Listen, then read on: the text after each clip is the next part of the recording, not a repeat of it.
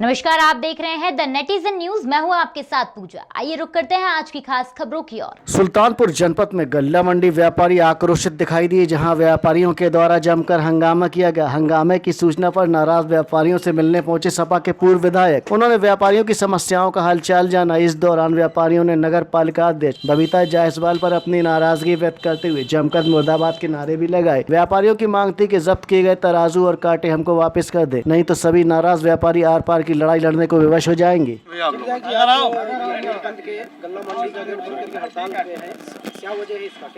देखिए, गल्ला मंडी के व्यापारी बंधुओं द्वारा मुझे अभी 1 घंटा पहले सूचना दी गई कि कल शाम को अतिक्रमण विरोधी अभियान के नाम पर नगर पालिका के कुछ अधिकारी और कर्मचारी पुलिस बल के साथ गल्ला मंडी के अंदर घुसे और एक व्यापारी, ये एजाज भाई हैं पीछे खड़े हुए हैं, इनका कांटा बाट उठा करके लेके चले गए।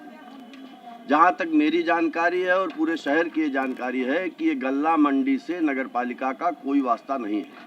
गल्ला मंडी किसी की संपत्ति थी, उससे व्यापारियों ने किराए पे लिया है, किराए पर लेकर के फ्री होल्ड कराया है या किराएदार है, वो एक अलग बात है।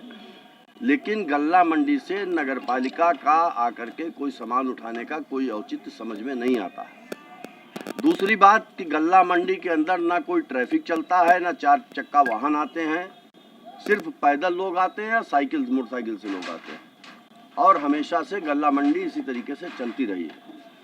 नगर पालिका परिषद और यहाँ के कुछ प्रशासनिक अधिकारी सत्ता के मद में चूर होकर के व्यापारियों के जायज हितों के ऊपर डाका डालना चाहते हैं, अपनी सरासर तानाशाही चलाना चाहते हैं और मनमाने ढंग से कानूनों का अपने हिसाब से इस्तेमाल करके व्यापारियों का उत्पीड़न करना चाहते हैं। विधायक जी, एक सवाल ये था कि जो नगर पालिका प्रशासन द्वारा लगातार नगर के प्रमुख चौराहे पे हर जगह जो है अतिक्रमण का अभियान चल रहा है, उसके तहत पहले नोटिस भेजने का एक वो होता है, विधिक कानून होता है, उसके तहत क्या किसी को यहाँ पे नोटिस मिली?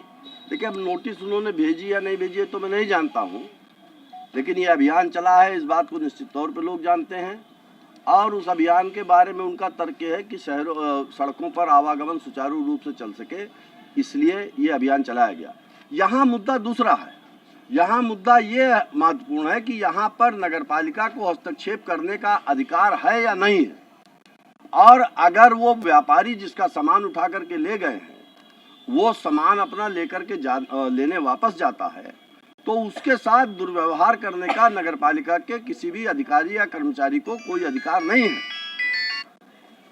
जिस तरीके से व्यापारी बंधु जो नगरपालिका गए थे और वहां से लौट करके आए हैं, उनका जिस हिसाब से बताना है कि वहां साफ तौर पे ये इनकार किया गया कि आपका काटा बाट नहीं दिया जाएगा।